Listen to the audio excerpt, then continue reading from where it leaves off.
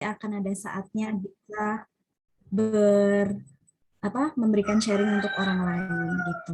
Izinkan saya share screen untuk memulai presentasi atau sharing saya gitu ya.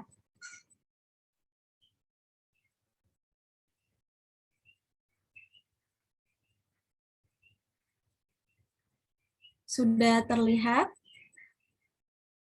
Oke, sudah Bu. Sudah. Oke. Baik, saya coba slideshow ya. Soalnya beberapa kali pas di slideshow nggak bisa ini. Coba bismillah. Ya, hari ini kita mau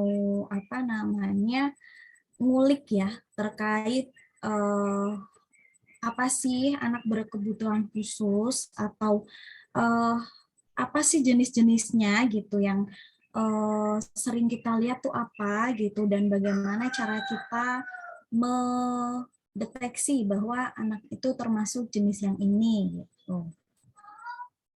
Sudah berganti Pak Ajis? Belum. Belum Oh, berganti. belum. Oke, Belum berganti. berarti memang harus pakainya yang device biasa. Yang manual aja, nggak apa-apa. Iya. Oke. Nah, sepertinya bisanya kayak gini nggak apa-apa ya Pak Ajis ya. Siap. Oke, nah sebelum kita beranjak ke jenis-jenisnya, kita harus tahu dulu nih definisi anak berkebutuhan khusus atau biasa kita sebutnya special need atau anak spesial gitu. Nah, ada 3 pengertian yang saya ambil dari beberapa sumber. Yang pertama yaitu dari Kementerian Perlindungan Anak. Anak ABK itu adalah anak yang mengalami keterbatasan atau keluar biasaan ya. Jadi kita tidak hanya berfokus pada yang keterbatasan, tapi anak-anak yang luar biasa itu pun juga masuk kategori ABK gitu. Baik fisik, mental, intelektual, sosial maupun emosional yang berpengaruh secara signifikan dalam proses pertumbuhan dan perkembangan dibandingkan dengan anak-anak lain yang seusia dengannya. Nah, kalau dari ahli Howard, anak berkebutuhan khusus itu adalah karakteristik khusus yang berbeda dengan anak pada umumnya tanpa selalu menunjukkan pada ketidakmampuan mental, emosi, atau fisik. Anak dengan kebutuhan khusus atau special needs children dapat diartikan secara simpel, yaitu anak yang lambat atau mengalami gangguan yang sangat sukar untuk berhasil di sekolah seperti anak pada umumnya. Nah, kalau dari WHO sendiri ada 3 pengertian. Yang pertama adalah disability, yaitu keterbatasan atau kurangnya kemampuan untuk menampilkan aktivitas sesuai level individu. Kemudian impairment, kehilangan atau ketidaknormalan dalam hal psikologis atau struktur anatomi pada level organ. Dan yang ketiga adalah handicap, yaitu ketidakkeberuntungan individu yang dihasilkan dari impairment atau disability yang membatasi atau menghambat pemenuhan peran yang normal. Jadi memang ada 3 pengertian ya, cuman kita biasa pakainya kayak misalnya kemarin tanggal 2 April ya, atau itu Hari Disability Internasional gitu. Biasanya kita pakainya istilah itu. Baik, nah kalau kita lihat jumlah kasus di Indonesia sendiri, ini tahun 2011 ya, yang tercatat ada 1 juta lebih gitu. Namun yang bersekolah hanya 85.000 anak gitu. Nah otomatis yang lainnya kemana? Ya ada yang dipasung, ada yang karena orang tuanya ngerasa oh anakku nggak usah sekolah, akhirnya di rumah aja. Ada yang mungkin akhirnya cuma main-main gitu. Dan ini yang agak miris ya, karena di Indonesia sendiri tingkat empati ke anak spesialnya termasuk yang masih harus diasah gitu. Nah, Setelah kita tahu definisinya, faktor penyebabnya apa aja? Kita harus tahu ya. Mungkin bagi yang belum menikah atau yang sudah menikah, kemudian punya anak, ini penting karena balik lagi kita harus sebagai calon orang tua dan orang tua harus paham gitu apa yang terjadi dengan anak-anak kita. Nah, yang pertama adalah fase prenatal. Prenatal itu sebelum terjadinya kehamilan atau menjelang kehamilan gitu. Yaitu ada infeksi kehamilan, kemudian gangguan genetika. Makanya kenapa pas menikah terkadang ada rumah sakit atau klinik yang memberikan fasilitas untuk pemeriksaan pre-marriage. Nah, utamanya ini genetika kita bagaimana, kemudian resus darahnya, atau kita punya riwayat penyakit keturunan atau tidak, gitu. Itu penting ya. Kemudian usia ibu hamil. Nah, semakin usianya, biasanya usia produktif yang bagus itu 20 sampai 45-an ya. Nah, ini bagus, tapi qadarullah ya kalau memang Allah memberikan di usia sebelum 20 atau setelah 45, kembali lagi dari segi biologinya kita memang warning, tapi semua tergantung takdir Allah gitu ya. Kemudian keracunan saat hamil, penyakit menahun, toksoplasma, faktor resus di darah, traumatik, dan radiasi sinar X. Ini yang fase pada saat menuju dan hamil. Nah, ada yang perinatal. Ini pas mau lahir gitu.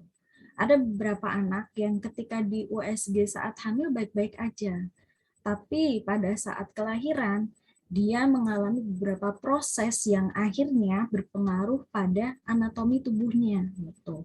Seperti proses kelahirannya lama lebih dari 8 bulan 10 hari gitu ya, atau prematur gitu. Kemudian kelahirannya dengan alat bantu, biasanya disedot gitu. Kemudian pendarahan, kelahiran sungsang, dan bentuk tulang ibu yang kurang profesional. Kemudian ini fase pasca natal. Nah, sebelum usia 18 tahun.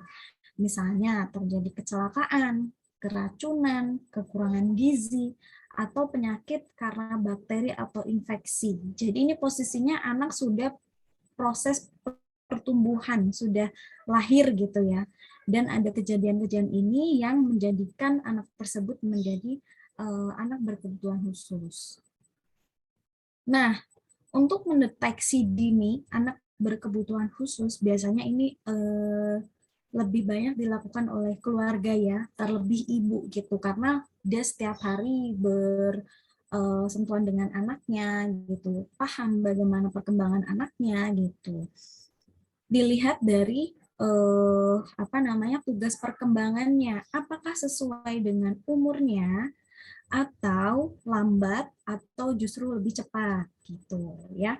Jadi bisa dilihat dari pertumbuhan fisiknya, kemudian fungsi psikologisnya, perkembangan bicara dan bagaimana dia memahami instruksi atau perintah, kemudian perilaku emosional dan sosialisasi, minat bermain, kemudian moralitas dia ketika dilarang apakah bisa menghentikan kegiatan yang dilakukan. Gitu. Kemudian permulaan penggolongan jenis kelamin, nah, biasanya kan usia 2 sampai 3 tahun itu kan fase mereka memahami bahwa mereka itu laki-laki atau perempuan, mulai tertarik dengan visualisasi dari badan dia gitu kan. Dan keterampilan motorik, bagaimana dia berjalan, kemudian memegang sesuatu. Nah, yang lebih harus kita perhatikan lagi adalah tugas perkembangan masa anak-anak awal. Baik dari perkembangan fisiknya, kemudian kebiasaan fisiologisnya, pola makan, pola tidur, pola bermain, ini juga penting. Karena usia bayi itu memang pola tidurnya kan lebih sering ya. Nah, kalau ternyata dia begadang, kita harus sudah mulai warning gitu. Kemudian pengembangan kognitifnya, apakah dia bisa bermain sederhana atau justru malah senangnya sama itu aja gitu ya. Kemudian keterampilan sosial. Nah, ini apakah dia tertarik untuk eye contact dengan orang dewasa, kemudian teman sebayanya gitu. Ini juga penting. Jadi ketika mendeteksi dini, selain tugas perkembangan yang harus kita perhatikan, kita juga harus melihat dari segi gizi. Biasanya kalau ada posyandu, itu suka dicek timbangannya, kemudian panjang badannya, lingkar kepalanya, gitu kan. Untuk panduan bahwa gizi anak ini apakah sudah terpenuhi atau belum gitu, dan bahkan di posyandu menyediakan juga makanan pendamping untuk menaikkan berat badan atau menambah gizi anak. Nah, yang kedua adalah deteksi dini penyimpangan perkembangan. Nah, ini kalau ada yang udah usia 2 tahun kok belum bicara gitu. Kemudian eye contact-nya nggak ada. Bahkan saat dipanggil nggak denger, nggak nengok gitu. Nah, kita patut untuk mulai mewaspadai atau bahasa ininya red flag gitu ya. Nah, yang ketiga adalah deteksi dini penyimpangan mental emosional. Nah, misalnya kalau nangis sampai sejam 2 jam kuat gitu, bahkan sampai mukul diri sendiri atau mukul orang yang di sekitarnya gitu. Itu kita patut waspada juga. Kemudian, nah ternyata klasifikasi anak berkebutuhan khusus itu ada dua. Ada yang ABK permanen, ada yang ABK temporer gitu. Apa sih bedanya gitu? Yang pertama ABK permanen. Nah, ini ABK yang kondisinya menetap hingga dewasa. Terapi yang diberikan itu tidak menyembuhkan, namun dimaksudkan untuk membantu meningkatkan kemampuan spektrum ABK-nya dan memberikan kualitas hidup yang lebih baik. Jadi ini dibawa sampai dewasa, gitu. Tapi berkurang bisa-bisa. Yang penting distimulus sesuai dengan kebutuhannya. Tuh. Nah, ada lagi ABK temporer. Dengan kondisi zaman yang seperti sekarang, banyak kondisi sosial yang mungkin dari diri kita sendiri juga struggle gitu ya, apalagi dengan anak-anak gitu. Mereka yang sedang butuh kasih sayang, ternyata terjadi perceraian antara orang tuanya gitu. Terus tinggal di daerah korban bencana akhirnya mereka trauma gitu, dan korban kekerasan baik itu kekerasan fisik, verbal, bully. Nah, itu juga masuk ya. Akhirnya anak menjadi murung atau bahkan dari segi pola makan juga tidak teratur. Nah, itu yang kita kategorikan ABK temporer. Nah, jika distimulasi dengan baik, dengan tepat, insya Allah hambatan atau gangguan tumbuh kembangnya bisa diatasi. Gitu. Oh ya, ada juga keliru dalam pengajaran. Gitu. Bahkan kita sebagai guru juga harus kenapa kita banyak diberikan psikologi anak, kemudian psikologi untuk bagaimana memahami lingkungan. Tujuannya itu agar apa yang kita berikan sesuai dengan kebutuhan dan kemampuan anak. Nah, ini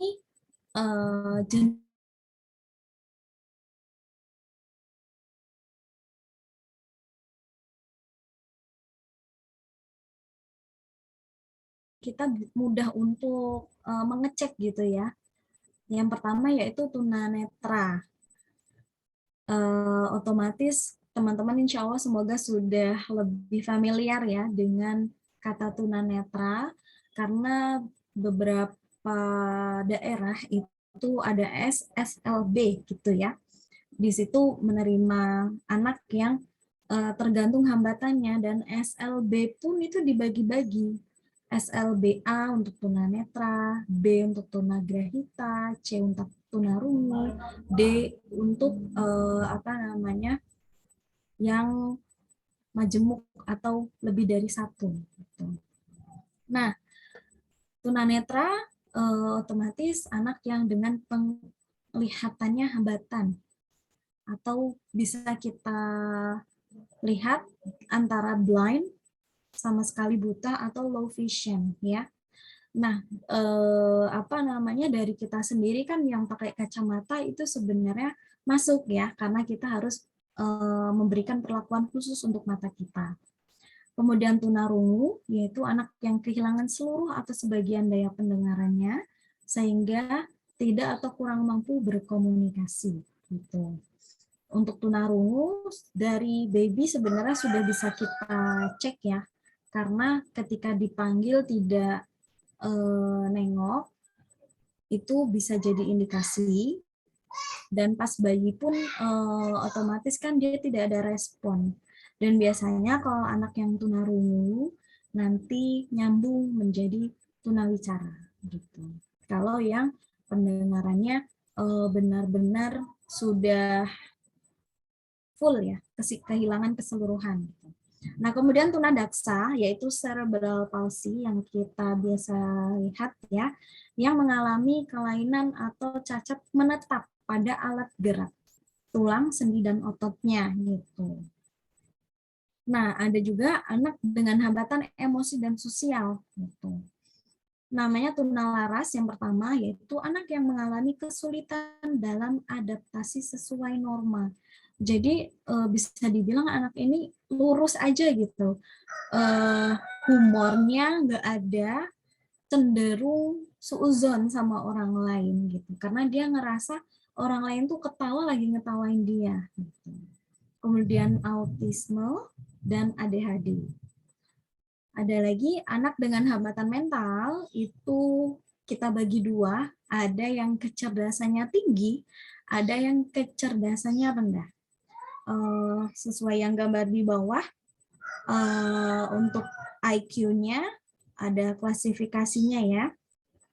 Nah, cerdas berbakat itu dibagi menjadi dua, cerdas istimewa sama berbakat istimewa. Kalau cerdas istimewa itu yang jenius. Kalau berbakat istimewa itu yang very superior. Biasanya anak-anak seperti ini pun mereka butuh touching khusus karena memang logika mereka lebih dari anak yang biasanya. Bahkan kalau orang tuanya tidak paham, mereka menganggap anaknya cerewet banget karena nanya mulu gitu, dan memang rasa ingin tahunya tinggi. Jadi kalau kita menemukan anak yang seperti ini, jangan diem gitu. Justru malah kita memberikan panggung, tapi sambil memberikan norma bahwa kapan dia boleh bertanya, kapan dia harus mengikuti aturan yang ada. Nah, untuk yang tipe rendah atau sebenarnya mereka IQ-nya normal, tapi mengalami kesulitan belajar spesifik gitu. Disleksia, anak yang ketika melihat tulisan itu terasa nari-nari gitu hurufnya gitu. Nah, dari sini biasanya sebenarnya mereka pintar, tapi karena ada masalah di bagian syaraf otaknya ketika melihat sebuah tulisan itu tidak diem dia tulisannya gitu. Kemudian diskalkulasia, ini yang bermasalah dengan hitung-hitungan. Nah, biasanya kalau udah ketemu angka dia udah pusing sendiri. Nah, disgrafia ini anak yang untuk sulit memahami tentang gambar. Nah, yang kalau tipe rendah itu ada slow learner, masuk ke ini borderline. Kemudian tunagrahita atau retardasi mental atau mental retarded, itu ada 3 jenis ya.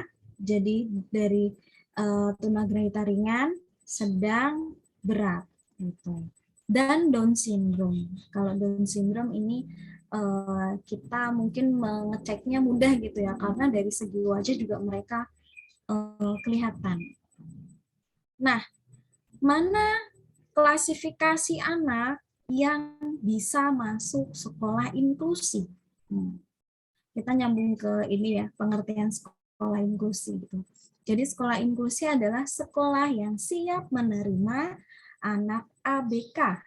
Nah, siap kurikulumnya, siap gurunya, siap lingkungannya. 3 itu. Dan orang tua pun harus siap bekerja sama. Kalau kita mencari sekolah inklusi, namun kita sendiri ketika diminta untuk Bunda program ini mohon dijalankan di rumah ya, masih butuh harus menguatkan diri sendiri, berarti dari orang tuanya dulu yang disiapkan, gitu ya. Yang pertama yang bisa masuk ke sekolah inklusi itu yang tunarungu ringan, karena secara fisik atau alat geraknya dia masih bisa. Dan bersama teman-teman pun sosialnya masih bisa distimulus gitu. Kalau tunanetra bisa asalkan ada alat-alat yang siap ketika anak ini belajar secara individu. Gitu. Tunalaras juga bisa, yang penting teman-temannya bisa memberikan pengertian ke anak ini. Autisme bisa, yang penting secara kebutuhan bina dirinya dia sudah mulai memahami. ADHD juga bisa ya. Dan yang ini Down syndrome juga bisa masuk, tunagrahita yang ringan, dan kalau sedang paling kita tidak memaksakan terlalu kuat terkait akademik gitu. Slow learner masuk. Nah, untuk pembahasan yang berikutnya yaitu terkait saya bahasnya nggak semuanya ya, karena mungkin terbatas juga waktunya, nanti sharing buat teman-teman yang lainnya. Nanti saya bahasnya terkait retardasi mental, kemudian ADHD, autisme, dan Down syndrome. Untuk yang lainnya, kalau teman-teman butuh informasi, insya Allah mungkin nanti ada sesi berikutnya atau bisa chatting ke saya terkait diskusi ini ya. Oke, baik, langsung yang pertama adalah retardasi mental ya, yang sudah saya sampaikan tadi. Ada 4 jenis ya, 5 bahkan. Kalau borderline itu dia bisa tapi harus pelan-pelan dan diulang-ulang. Kalau retardasi mental ringan, dia bisa belajar tapi hanya sampai materi kelas 6 gitu ya. Kalau yang sedang dia hanya memahami sampai materi kelas 2 SD ya ini ya. Nah, kalau yang berat dan sangat berat ini perlu rawat. Jadi posisinya yang penting dia kehidupan kebutuhan biologisnya kayak makan, tidur, kemudian bersih-bersih, memasak pun terbatas gitu ya. Hanya bisa perlu rawat gitu. Kita masuk ke ADHD. Ini yang sering kita temukan di masa-masa sekarang gitu. Karena memang agak nyaru ya antara ADHD dan kinestetik gitu. Kalau kinestetik, mereka cara belajarnya memang bergerak. Tapi untuk ketika kita tanya tentang sebuah materi, dia paham dan bisa menjawab. Nah, kalau anak ADHD ini hiperaktif dan juga hambatan pemusatan perhatian. Sudah aktif dan dia nggak paham dengan apa yang disampaikan oleh kita. Ini sendiri juga dibagi menjadi 3. Ada yang inatensi, ada yang hiperaktif, ada yang impulsif. Nah, ini ciri-cirinya ya. Kalau inatensi tidak bisa memusatkan perhatian, baca cuma sebentar, mudah teralih, mudah bosan, terus tidak fokus. Kalau hiperaktif, jelas sering bangkit ketika duduk, kemudian berlebihan menjalankan dan ketika gerak. Terus kalau ngomong tuh nggak berhenti-berhenti, kalau udah lagi pengen nanya-nanya terus gitu ya.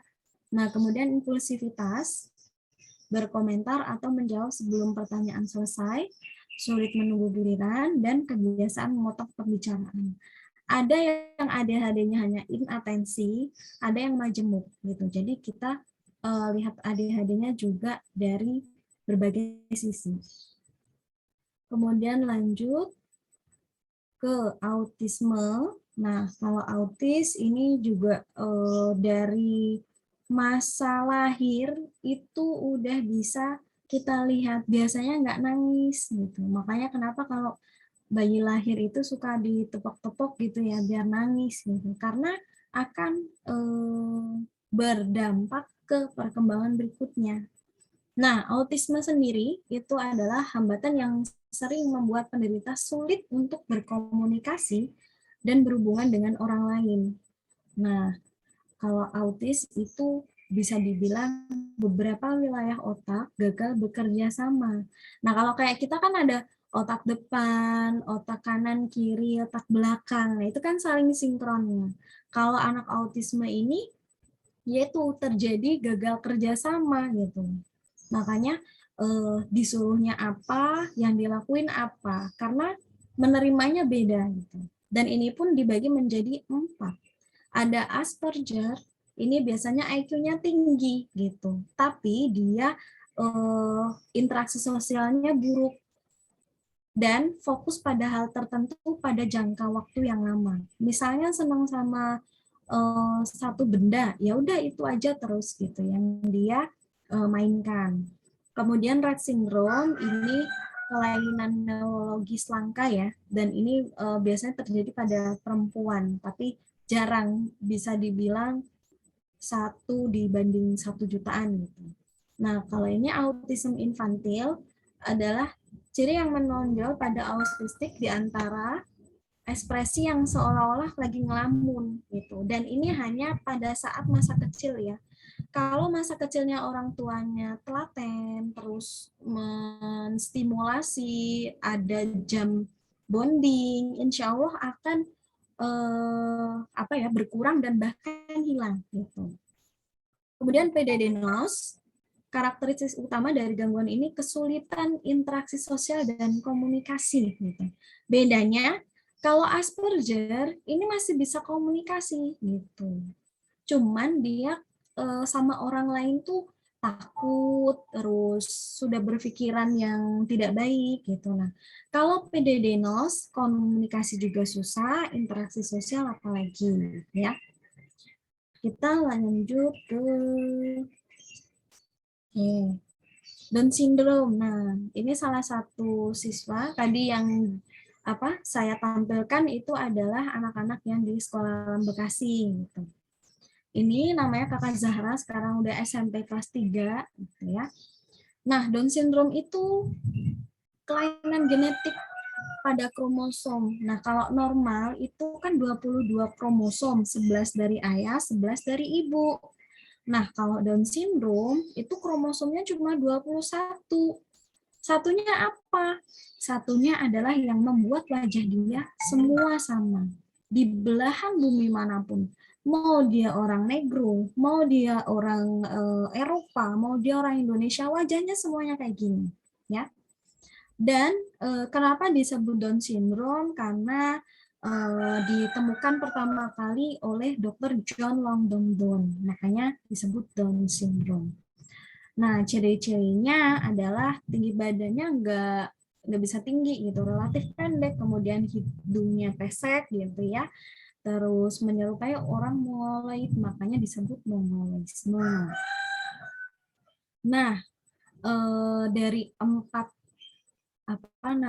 jenis tadi, semoga nanti teman-teman juga mulai ini ya kepo nih gitu, di sekitar kalian ada nggak sih gitu yang ternyata mereka adalah salah satu jenis tadi. bagaimana cara untuk alur deteksi dan meminta bantuan ke psikolognya, gitu ya. Nah, apa aja sih? Nah, yang pertama yang harus dilakukan adalah observasi dulu. Observasi ini bisa dilakukan oleh orang tua atau guru, kemudian dirujuk ke psikolog. Gitu. Nah, kemudian setelah kita ke psikolog, nanti kan ada hasil observasi juga dari psikolognya dan di asesmen. Kemudian kita mendapatkan diagnosa. Jadi, yang mendiagnosa itu adalah psikolog. Guru apa namanya? Ini punya hasil dari observasi itu kita boleh menerka, tapi tidak boleh mendiagnosa, gitu ya, karena bukan ranah kita. Gitu. Kita juga harus menghargai sesama profesi, gitu ya. Ranah kita di sebelah mana ya dilaksanakan sesuai dengan tupoksinya. Gitu. Nah, kemudian setelah kita dapat diagnosa, guru dan orang tua otomatis dari panduan psikolog juga membuat program yang anak bisa tuh sampai mana gitu sesuai dengan capaian anak. Otomatis program itu juga butuh seperti peran orang lain yaitu terapis. Orang tua, guru, dan terapis memberikan intervensi sesuai dengan perannya. Jadi support sistemnya harus berjalan gitu. Tidak hanya salah satu guru di sekolah atau hanya orang tua atau hanya terapis. Tiga-tiganya harus berjalan karena anak ini apa ya bisa dibilang butuh orang-orang yang benar-benar memahami apa yang harus dia capai. Nah, setelah ada terapi dan melaksanakan program, dilaksanakan juga evaluasi. Selama program berjalan, apa saja yang sudah berkembang, apa saja yang stagnan, apa saja yang menurun, gitu. Nah, biasanya kita rolling program itu per 3 bulan dilaksanakan evaluasi, gitu. Nah, ini juga otomatis kerjasama 4 ya, jadinya guru, orang tua, kemudian dari psikolog nanti melihat, dan terapis, gitu ya. Kalau empat-empatnya bisa bekerja sama dengan baik, biasanya akan banyak perkembangan yang dicapai oleh anak. Tapi kalau ternyata ada beberapa yang agak apa ya, bisa dibilang stagnan atau bahkan berkurang, salah satu harus ada yang perannya diperbaiki gitu. Nah, observasi ini apa aja yang harus kita teliti gitu. Yang pertama yaitu minatnya dia lebih suka dengan barang atau kegiatan apa gitu. Kemudian kontrol diri. Bagaimana kemampuan motoriknya, kemampuan bahasanya, kemudian level intelektualnya. Kemudian lanjut partisipasi. Apakah dia suka bermain dengan teman sebayanya atau sama orang tuanya? Nah, itu juga harus ditelisik lagi, diobservasi ya. Kemudian mengikuti instruksi dari kemampuan calistungnya. Kemudian ketika berolahraga apakah ada masalah fisik gitu ya. Dan memperhatikan hubungan dengan guru dan latar belakang keluarga. Karena ada beberapa anak spesial itu genetik. Ya. Nah, strategi mengajarnya harus kayak gimana? Yang pertama, ini sebenarnya nggak cuma untuk anak ABK ya, tapi untuk anak yang reguler. Kita harus tahu dulu nih gaya belajarnya. Apakah dia auditori, sukanya mendengar, apakah visual harus pakai gambar, atau kinestetik sambil badannya gerak, atau harus pakai game lari-lari gitu ya, atau gabungan. Ini utama banget ya. Kemudian gunakan teknologi, nah, apalagi zaman sekarang dan pembelajarannya online, udah harus guru pintar-pintar mencari resource baru, sumber baru gitu ya. Dan anak-anak sekarang tuh kalau monoton bosen gitu, otomatis kita harus lebih canggih dari anak-anak. Kemudian bangun support system. Nah, ini yang seperti yang saya bilang ya. Kalau kita milih sekolah inklusi juga sebisa mungkin guru-gurunya paham bagaimana membujuk, bagaimana memberikan waktu untuk dia menyelesaikan emosi dia dulu gitu ya. Dan jangan lupa ajari anak secara individual. Karena setiap anak punya kemampuan atau kebutuhan. Dan ini insya Allah akan memberikan dampak kalau kita face to face gitu ya. Baik, insya Allah itu saja dari saya. Terima kasih sudah menyimak. Mungkin ada satu quotes ya. Anak ABK hadir di dunia bukan untuk membebani orang di sekitarnya, tetapi Allah memberi jalan untuk kita bahwa menuju surga bukan hanya dengan ibadah yang konsisten, namun bisa dengan memuliakan orang lain. Hablum minanas ya. Salah satunya adalah anak ABK ini atau anak surga, karena mereka tidak punya sifat dendam.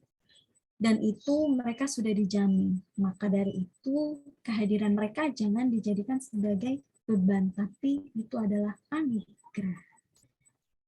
Begitu, Pak Ajis. Insya Allah itu materi dari saya. Silakan nanti lanjut ke acara berikutnya. Oke. Terima kasih Bu Af untuk tadi pemaparannya ya, dan insya Allah tadi cukup jelas banget. Nah, kali ini sebenarnya kita lagi nunggu nih pemaparan dari Bunda Dwi, cuman ini aku dapat kabar dari Bunda Dwi karena Bunda Dwi masih jemput Audi anaknya. Jadi Bunda Dwi itu aku undang karena beliau juga memiliki anak berkebutuhan khusus. Waktu itu sempat bingung nyari sekolahnya kayak apa gitu ya. Terus aku harus bagaimana intinya kayak gitu.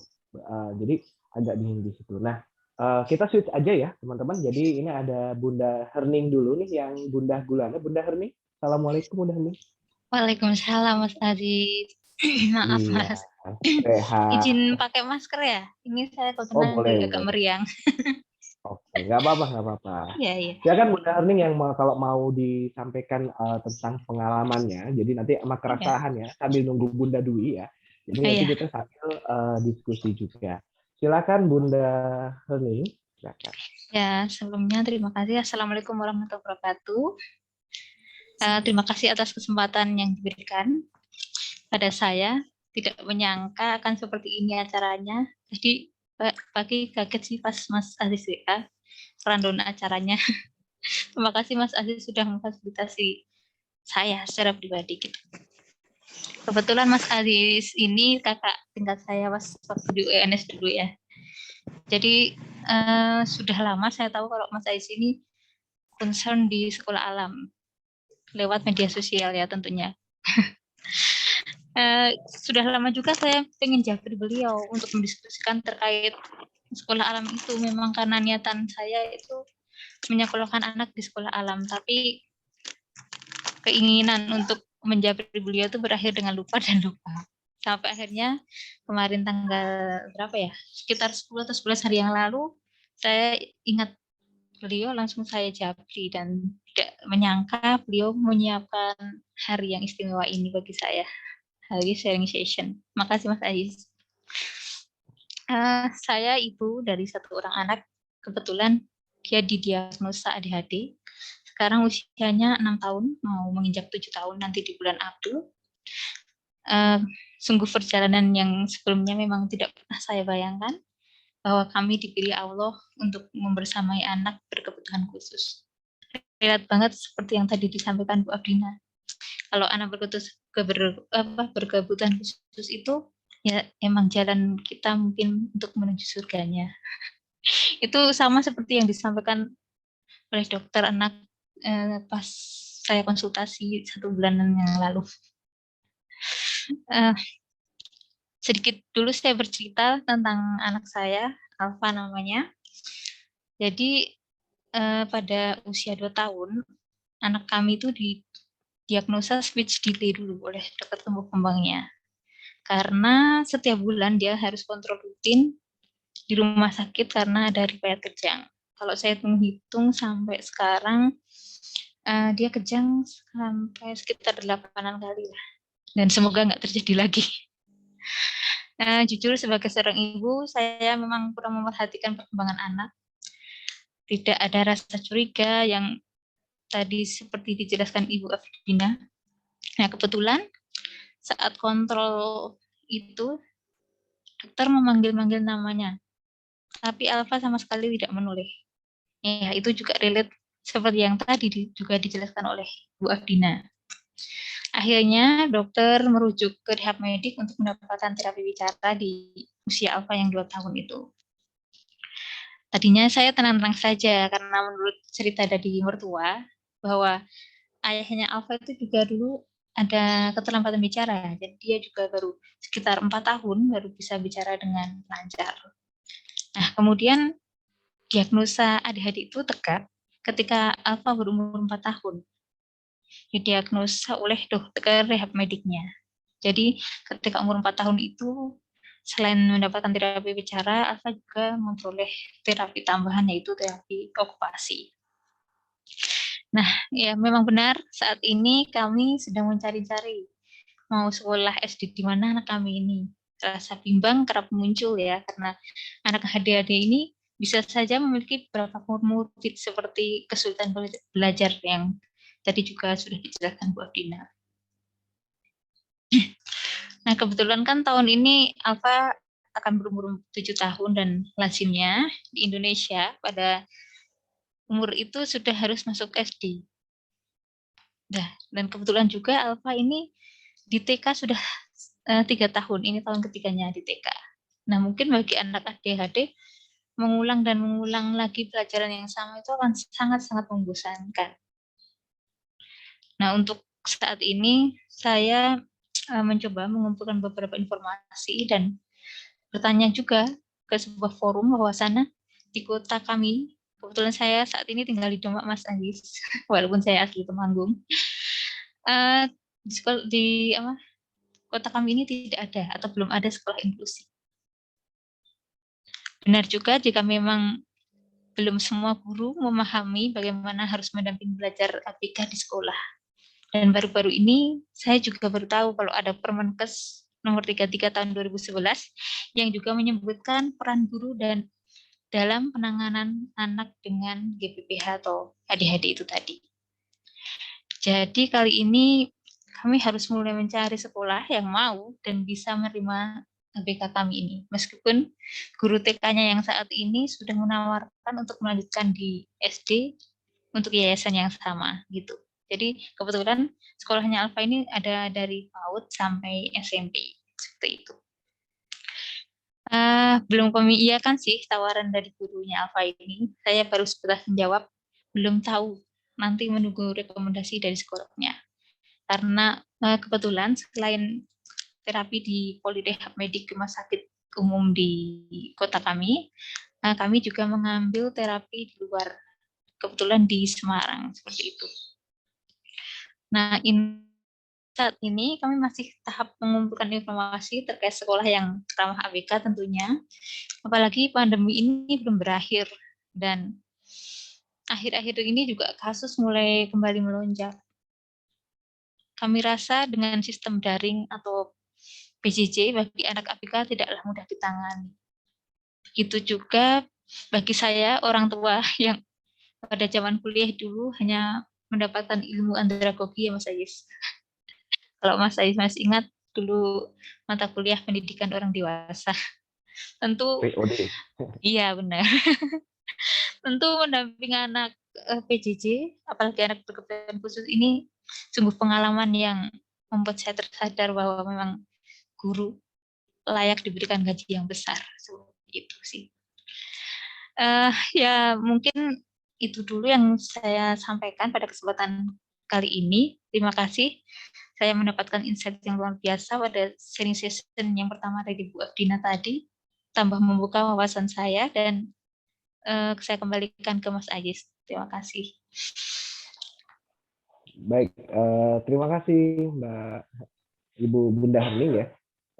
Jadi memang tadi ya Bu Af bisa mendengar dan teman-teman di sini juga ada Bu Ayu, Bu Rinda, dan Bu Susi bagaimana seorang tua tuh memang apalagi yang berkebutuhan khusus tuh menyiapkan aku sekolah pengen di terus kalau dilihat media sosial enak banget ya sekolah alam dan lain sebagainya ono tapi gunanku kok orang ono Iya, aku kudu benar-benar. piye gitu aku kudu piye gitu kan. Nah, kebetulan juga sebenarnya kita nunggu Bunda Dwi ya. Bunda Dwi juga agak jauh ya ke sekolah alam ya Bu Afia kalau nggak salah.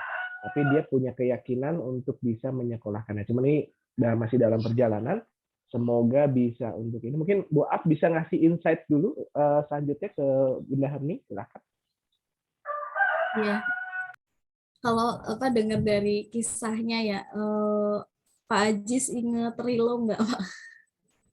Oh iya, iya saya Iya, ingat saya. Ingat. Bunda Rilo. Jadi kisahnya di sekolah Alam Bekasi itu bundanya setelah ditelisik satu persatu gitu, beliau juga agak susah dulu nyari sekolah gitu dan akhirnya jatuh cinta sama sekolah Alam Bekasi itu karena yaitu ketika melihat otomatis anaknya bisa terakomodasi gitu kan.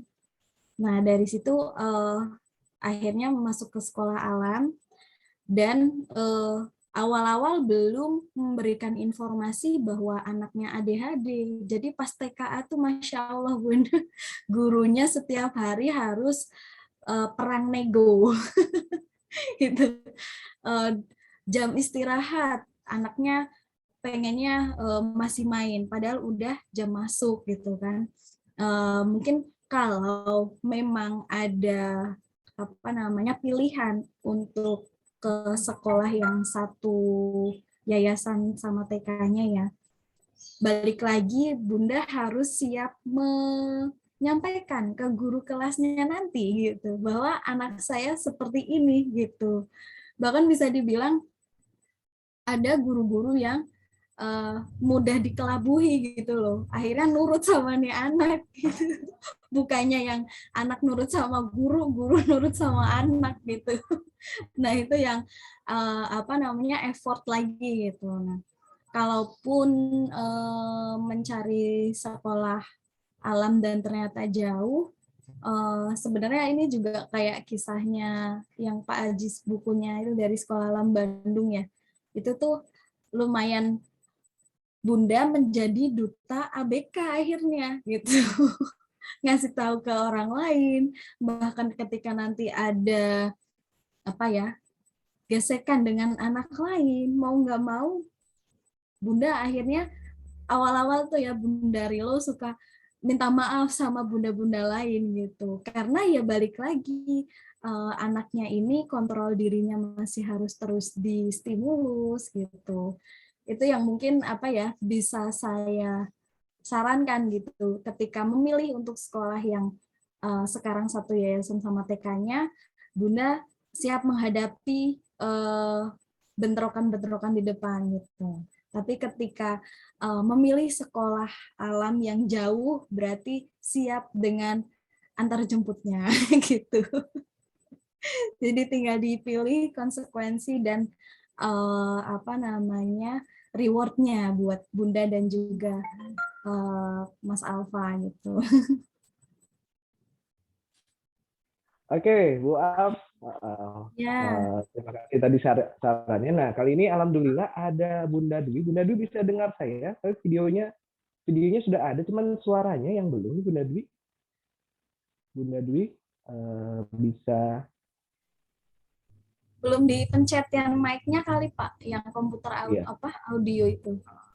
iya, mic-nya Bunda Dwi belum kelihatan. Iya, ini juga ini nggak ada suaranya. Itu coba, nah, saya hubungi Bunda Dwi ya.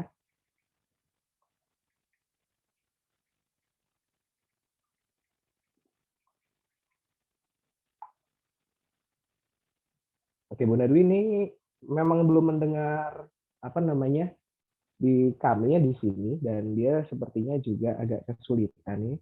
Kenapa lagi nggak ada suaranya katanya? Ya ini lagi berusaha ya sama Bunda Dwi. Nah, ini videonya sudah masuk Bunda Dwi, tapi belum ada suaranya. Biasanya diaktifkan di sini. Nah, saya buat fotoin lah. Nanti bentar ya. Baik, sambil nunggu Bunda Dwi dari teman-teman,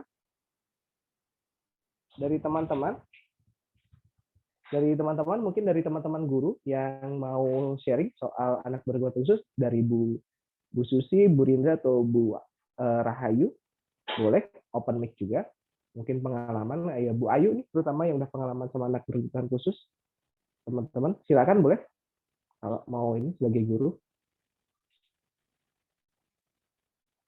Sepertinya dalam kabut ini. Gimana Ya, Pak Aziz? oke, ini dari Bu Ayu. Bu Ayu sendiri sebagai guru nih, ini juga salah satu mantan guru di Sekolah Alam Bekasi, kita undang nih Pak Bu Herning, Bunda Herning. Jadi kita kasih beberapa insight ya, jadi biar nanti bisa melihat gimana sih Bu Ayu soal anak berkebutuhan khusus ini. Silakan Bu Ayu, kalau mau open mic silakan. Oke Pak Aziz, terima kasih. Bu A, bertemu kembali. Pak Aziz, terima kasih untuk waktunya terkait sesi sharing ini. Kalau dari saya pribadi, karena mungkin saya juga baru banyak belajar dan tentang IBK ya, individual berkebutuhan khusus. Dulu pertama kali saya masuk di Sekolah Alam Bekasi dengan kakak-kakak tingkat, ibaratnya ya sudah lama seperti itu ya. Ada Bu Abdina, kemudian ada Masjid. Waktu itu saya pertama kali itu, ini pengalaman saya sharing selama Sekolah Alam Bekasi dulu ya, dan teman-teman lain. Sebelumnya saya maaf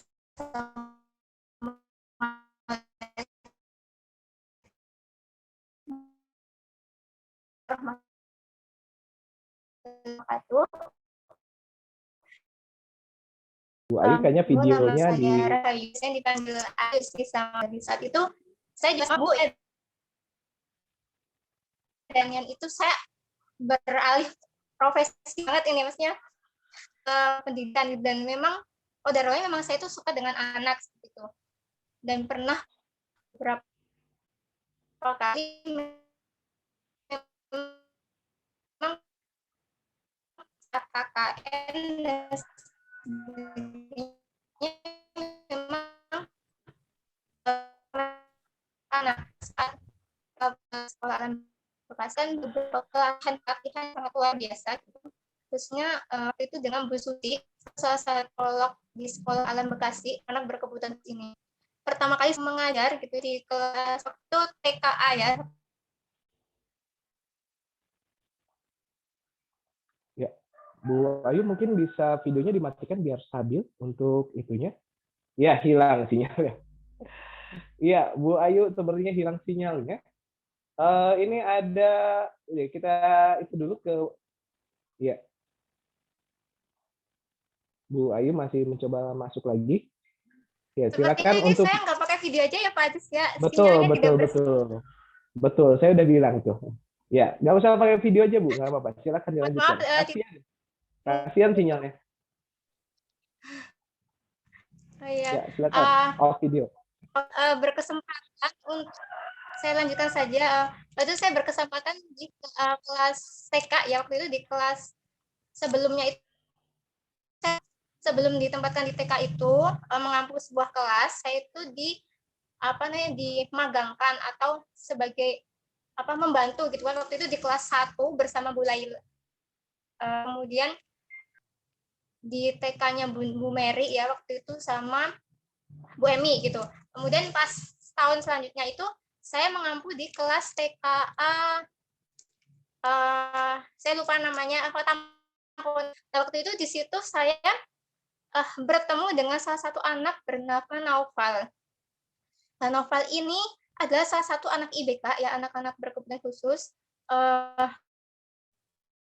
Saya lupa waktu itu memang benar-benar dia itu tidak emas gitu ya, kemudian terus kemudian saatnya belum stabil dan sebagainya, kemudian anak apa namanya dalam sebenarnya dia juga speech delay juga, kemudian aktif hiperaktif juga seperti itu, kemudian dia ini yang menyebabkan dia inklusi itu adalah ada faktor, jadi faktor dia itu waktu itu dulu pernah sakit gitu ya, adanya gangguan sistem saraf otak seperti itu, sehingga menjadikan anak ini berkebutuhan khusus lah.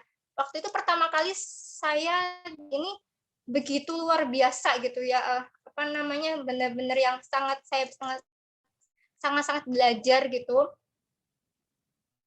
bagaimana caranya di anak seperti novel. Nah, waktu itu saya terkagum anak ini karena dibalik apa namanya kekurangannya, dia ini sangat luar biasa menghafal 99 Asmaul Husna, kemudian menghafal ayat-ayat suci Al-Quran yang waktu itu memang benar-benar badi belum sampai seperti itu gitu. Dan waktu itu beberapa pelatihan juga di sekolah gitu terkait ini, bahwa benar yang dikatakan Bu Af tadi dan dokter lain, bahwa ini adalah anak-anak surga. Biasanya kalau di sekolah alam Bekasi disebutnya anak surga, yaitu anak-anak yang memang dia itu istimewa sekali gitu. Bukan hanya orang tua gitu ya, tetapi gurunya juga atau fasilitatornya itu biasanya juga belajar bagaimana kita bekerja sama gitu ya untuk jadikan anak ini lebih berkembang sesuai dengan, kemudian lebih berkembang sesuai dengan tumbuh kembang anak IBK ini, meskipun ini ada perbedaan seperti dengan anak-anak. Nah, itu sangat pengalaman sangat luar biasa. Kemudian di tahun selanjutnya tadi ada gambarnya yang udah aku di situ ada Keanu lah. Keanu ini itu apa Bu Af dulu? Intinya PDD-NOS Bu. diagnosisnya. PDD-NOS. Nah ini Keanu ini juga sangat luar biasa gitu ya. Kalau tantrum gitu ya,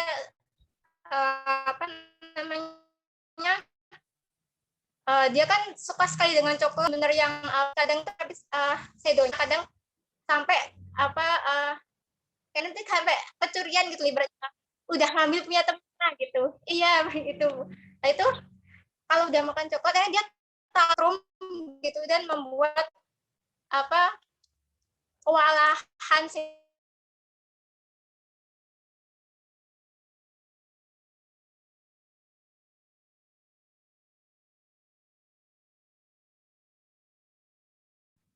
Mungkin seperti Pak Aziz, soalnya mungkin dari saya juga tidak bersahabat seperti itu. Itu sebuah pengalaman saya selama saya mendampingi anak khusus, mungkin untuk Bu dan ibu-ibu lainnya semangat gitu ya, seperti yang dikatakan Bu Afdina tadi, bahwa memberi anak-anak itu adalah jalan kita meraih surganya, seperti bahwa anak-anak ini adalah anak-anak surga, anak-anak istimewa yang layak kita cintai, dan mereka mempunyai kelebihan yang luar biasa yang tidak bisa oleh bulan lainnya. Seperti itu. Saya terima kasih. Wassalamualaikum warahmatullahi wabarakatuh. Jadi pengen nangis ini. Waalaikumsalam warahmatullahi wabarakatuh. Kamsahamnida. Ya, Bu Ayu itu sebagai guru ya. Jadi memang kalau tadi Bunda Hanung bilang bahwa gaji guru harus naik, ya harus. Tapi kita doakan aja nanti kementeriannya ya, kan Ibu juga orang PNS itu ya. Gitu. Oke, hari ini alhamdulillah ini ada Bunda Dwi yang alhamdulillah sudah menjemput Audi ya tadi ya. Nah, tadi yang saya bilang Bunda Dwi ini ibu 3 orang anak, teacherpreneur, mommypreneur ya, dengan bebek Maduranya yang paling lezat se-Indonesia di daerah Cilengsi gitu ya. Nah, ini juga punya pengalaman. Kebetulan ini Bu Af dan Bu Dwi pernah kolaborasi juga, Bunda Dwi, Jadi Bu Af sama Bunda Dwi juga pernah kolaborasi untuk mencari solusi sama si Kriwil, kalau saya bilangnya si Kriwil. Nah, mungkin Bunda Dwi boleh open mic, bisa nyalakan untuk pengalaman nih punya mau menyekolahkan anaknya Audi nih ya. Mau menyekolahkan Audi itu bagaimana? Audi itu kayak apa sampai kamu waktu itu sampai pusing, ya Allah ini anak kayak gimana? Ini perempuan ya, Bunda Hening. Jadi kan kalau Bunda Hening kan laki-laki. Nah, ini perempuan, tapi perempuannya pokoknya super lah. Silakan Bunda Dwi, silakan.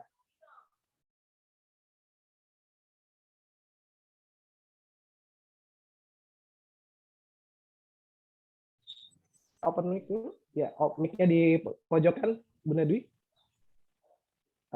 Pojokan mic-nya ya, di tanda itu dinyalakan. Ada mic itu, ada tanda pojok di mic, boleh dinyalakan. Di HP-nya Bun. Di HP-nya Bun. Ya, di HP-nya itu diklik mic-nya. Ya, bentar, Bunda Dwi sedang mencari. Udah. Oke. Alhamdulillah. Silakan. Iya, makasih ya sebelumnya udah diundang di sini ya, Mas Ajis. Oke, silakan Bunda Dwi, monggo. Halo? Aduh, sinyal lagi. Silakan. Ya, kedengar Bunda Dwi. Jelas kok, jelas. Silakan. Udah Bun, terdengar Bun. Beneran ya?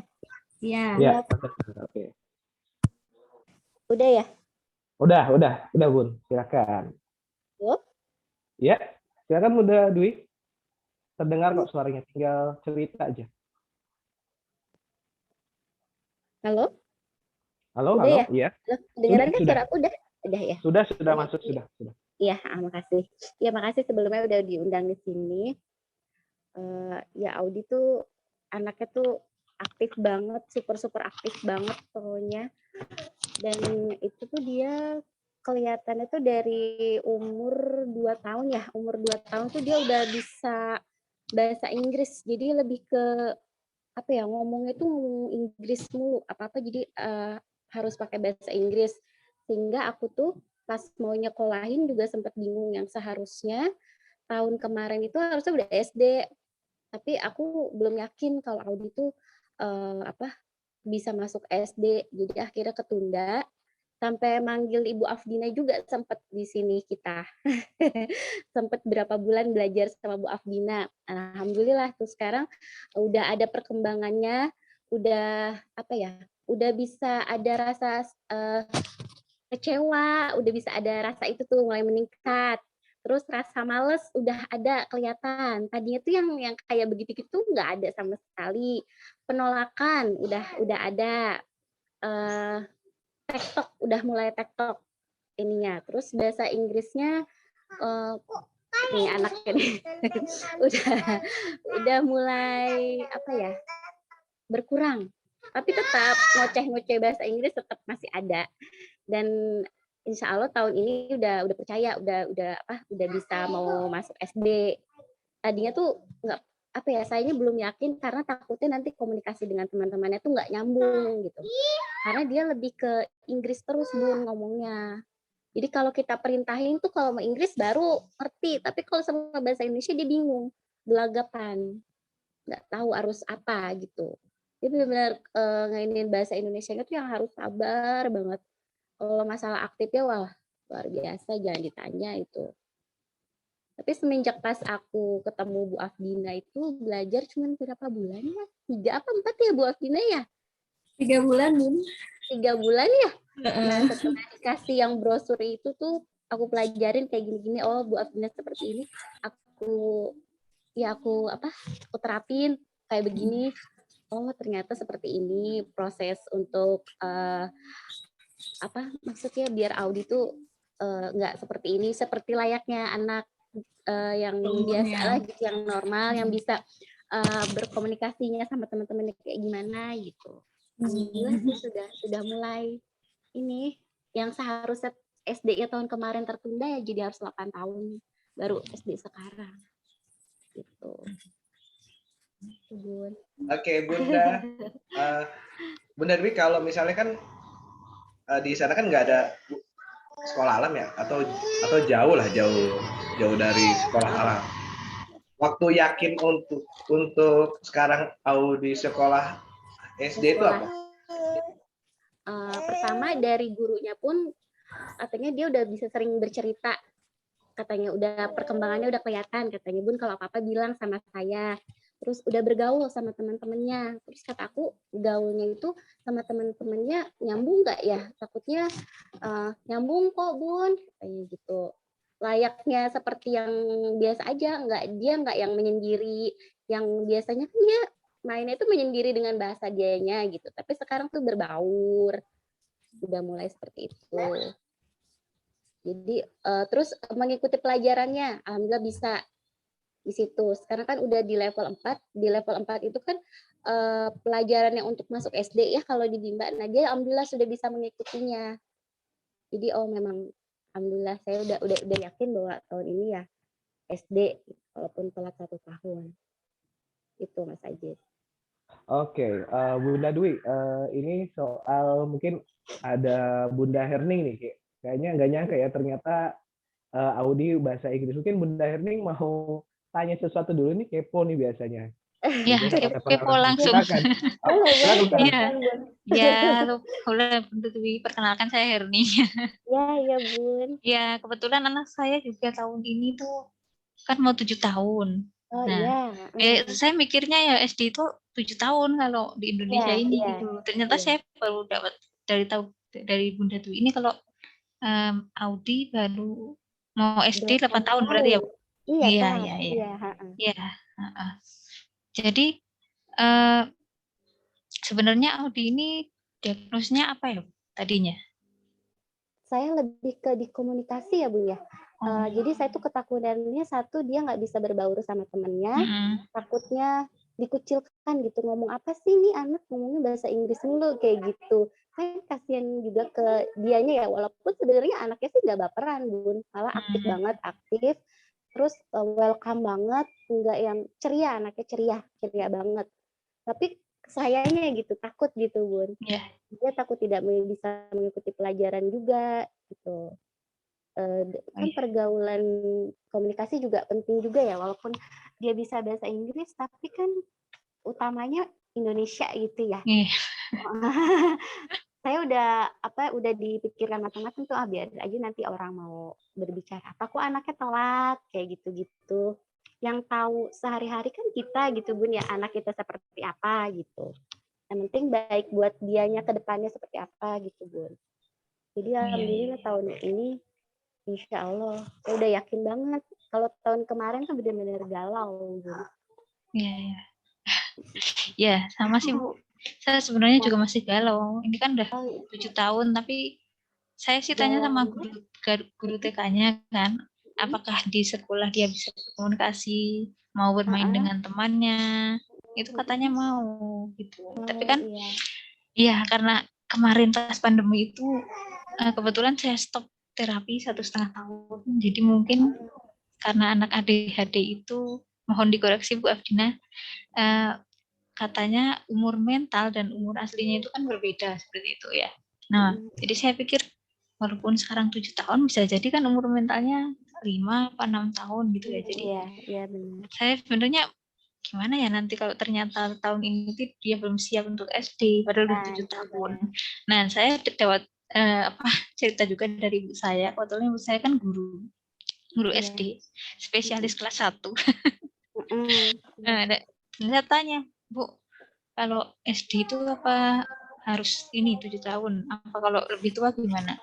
Kata ibu saya, kalau di sistemnya Dapodik gitu katanya, itu kalau umurnya udah melebihi itu akan warna merah gitu katanya. Terus saya jadi mikir lagi, wah berarti harus 7 tahun ini masuk SD gitu. Nah setelahnya 1 bulanan yang lalu itu baru saya ngambil kelas terapi lagi di Semarang seperti itu. Dan alhamdulillah setelah 1 bulan ini perkembangannya itu menurut saya signifikan sih gitu.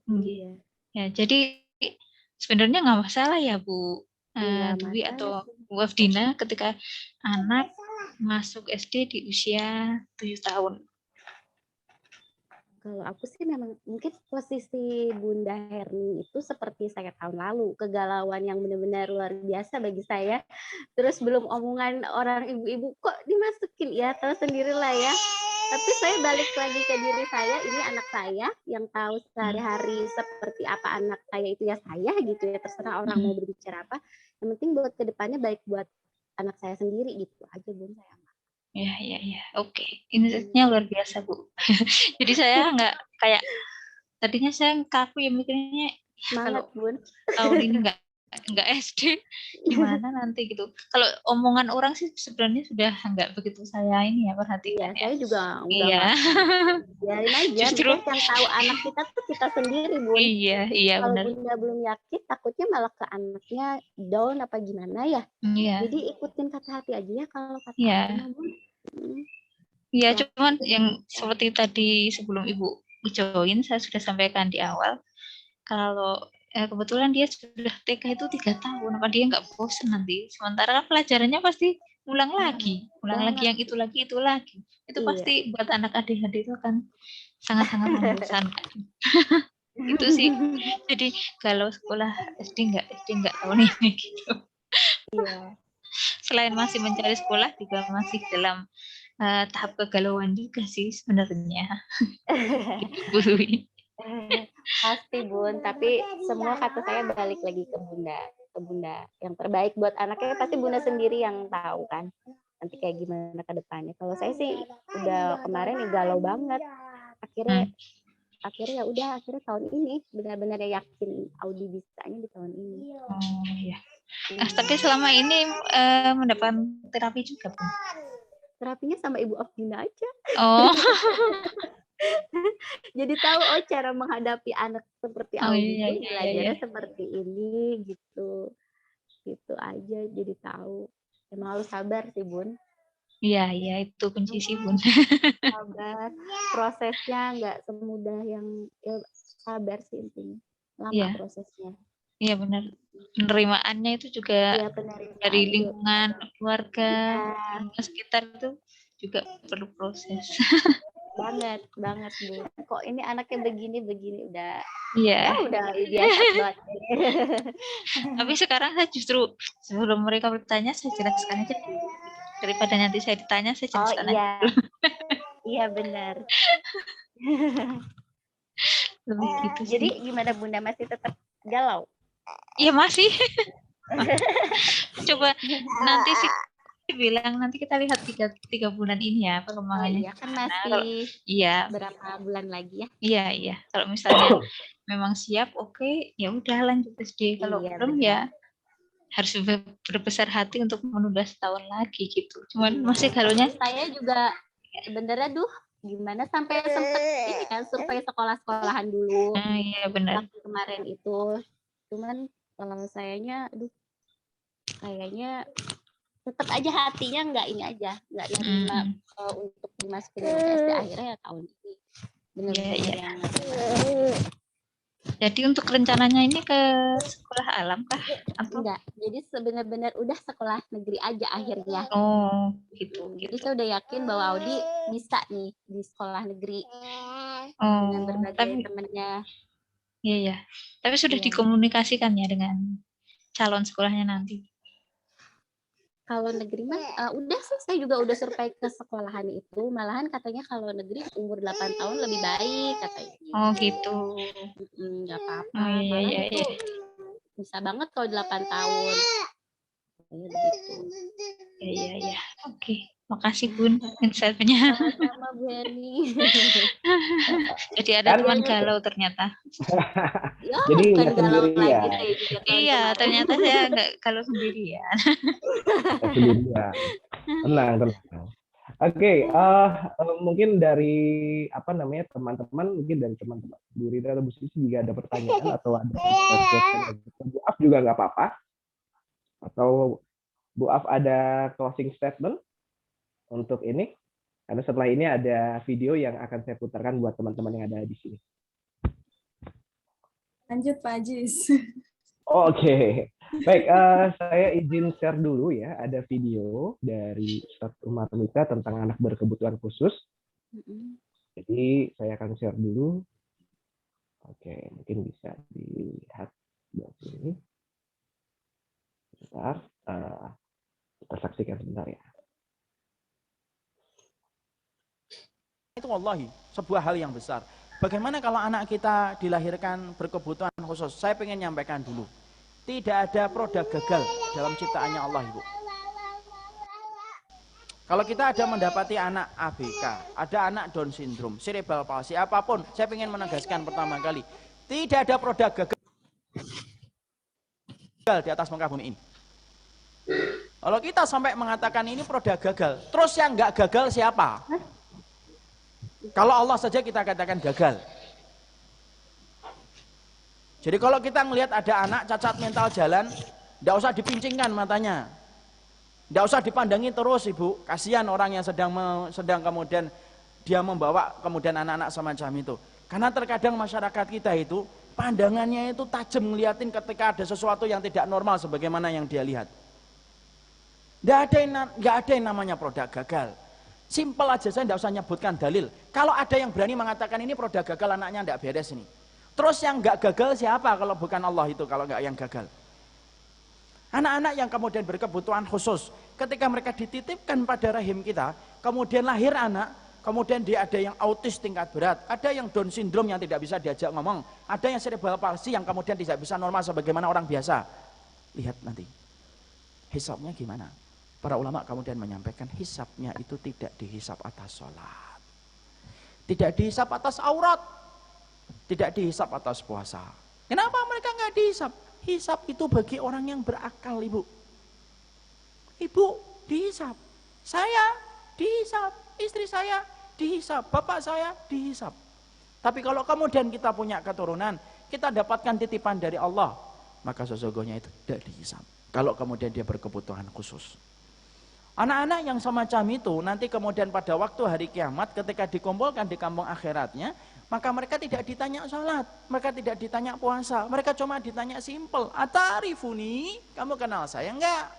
Kata Allah, kami kenal engkau ya Allah, dimasukkan oleh Allah ke surga. Kenapa? Allah ganti penderitaan mereka di dunia, cash dengan kenikmatan di akhirat. Kita tertancap duri aja dibalas oleh Allah dengan kebaikan kok kalau kita sabar, Ibu. Coba lihat anak-anak yang kemudian mereka autis, mereka kalau bisa milih pun nggak akan mau jadi kayak gitu. Kalau mereka bisa milih. Orang yang kemudian cerebral palsy, Down syndrome, kalau Ibu sekali-kali ngelihat hari autis, saya kemarin sempat menghadirin hari autis itu di salah satu hotel di Jakarta. Kalau kemudian kita ngelihat mereka, mereka juga nggak mau sebenarnya. Tapi itulah ketetapan takdir yang Allah ciptakan dalam kehidupan manusia, dan Allah itu selalu terbaik dalam setiap takdir yang Allah berikan kepada kita. Makanya kalau ada anak yang semacam itu, nggak usah malu. Nggak usah sungkan. Allah titipkan sama ibu karena Allah tahu ibu mampu untuk merawat mereka. Allah tidak pernah salah kok ketika memilih tempat, dan Allah tidak pernah salah milih orang. Makanya inilah yang menjadikan akhirnya kita paham itu anak-anak. Jadi sebagian orang itu mengatakan ada anak-anak itu yang mereka itu dilahirkan dalam kondisi semacam itu. Bukan karena tidak sempurna, sempurna. Hanya saja kesempurnaan mereka itu tidak dipahami oleh kasat mata kita karena keterbatasan akal kita ketika tidak bisa menjangkau ilmunya Allah yang maha luas. Nah disitulah kita paham. Apapun itu terlepas perbedaan para ulama. Apakah anak kita yang meninggal sebelum balik itu nanti menjadi pelayan surga ataukah tidak? Itu tidak usah kita ributkan. Yang terpenting adalah bagaimana kita memastikan. Kalau kita mendapatkan titipan ujian anak kita meninggal sebelum balik, kita paham. Di balik ujian itu ketika kita ikhlas, Allah bangunkan kepada kita sebuah rumah di surga yang disebut oleh Allah dengan Baitul Hamdi, rumah pujian. Dan rumah itu tidak bisa dicapai dengan sholat, puasa, dan zakat. Tempat itu hanya bisa dicapai dengan kita mendapatkan ujian kematian anak dan kita bersabar.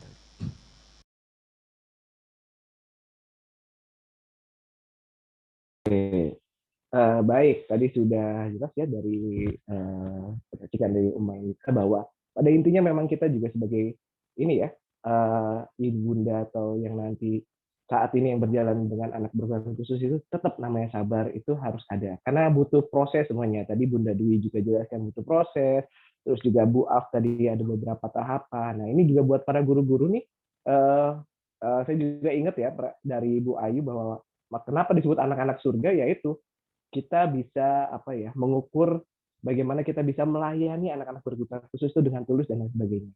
Karena kalau kemarin tuh kalau saya ngobrol sama apa ya, sama salah satu orang guru shadow teacher, ya secara tadi nalar atau ini secara penampakan kita nggak tahu dia itu apakah bisa mendoakan kita atau enggak. Tapi yakinlah suatu hari pasti dia akan mendoakan kita, ingat kita, dan kita yang dijemput. Siapa tahu itu kendaraan kita menuju surga. Apalagi teman-teman yang apa namanya diberikan gift ya, diberikan hadiah yang sangat indah oleh Allah untuk merawat anak berkebutuhan khusus. Oke, dari Bu Af ada closing statement nih sebelumnya karena saya ya sampai jam 11 juga sih. Silakan Bu Masya Af. Allah.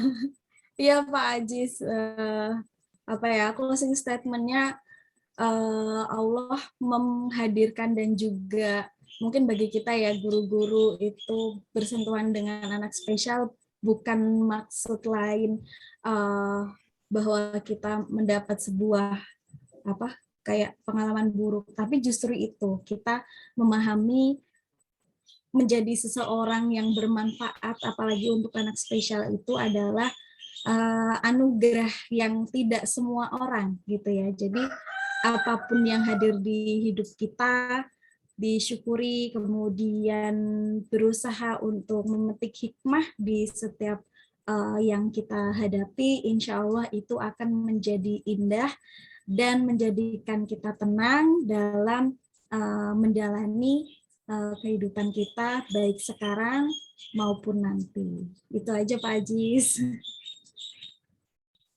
Subhanallah, keren banget. Oke, dari Bunda ini Dwi ada closing statement-nya nih buat kita semua yang ada di sini. Ya kalau kata aku pokoknya apa ya, benar yang kata Ibu Afdina bilang, pokoknya jangan apa ya, jangan jadi beban ibaratnya ya. Anugerah terindah deh dan teristimewa pokoknya luar biasa. Gak bisa, pokoknya terwakilkan kata-katanya yang dari Ibu Afdina bilang, terus sama Ibu Herning jangan galau. Pokoknya keputusannya yang terbaik, kalau misalnya memang harus tahun depan ya mungkin itu yang terbaik. Kalau yang misalnya tahun ini Bunda ingin dimasukin tahun ini udah yakin, ya insya Allah pasti bisa anaknya. Gitu aja sih dari saya. Oke, Bunda Dwi, terima kasih. Bunda Herning, mungkin closing statement-nya juga nih buat hari ini. Ya tadi barusan videonya tuh nampol juga di saya Mas. Karena kan udah mau 7 tahun ya. Jadi sebenarnya kan 7 tahun bagi seorang muslim itu harus mulai sholat kan Mas gitu. Jadi saya ini gimana anak saya juga untuk mengingat-ingat surat Al-Fatihah aja belum bisa selesai, belum bisa ngajar gitu. Kalau closing statement-nya, saya bersyukur dikaruniai anak Alfa ini namanya. Karena apa? Justru dari dia saya belajar bertumbuh menjadi lebih baik gitu. Itu aja sih Mas. Oke. Subhanallah, terima kasih Bunda Herning. Ya, saya juga terharu jadinya.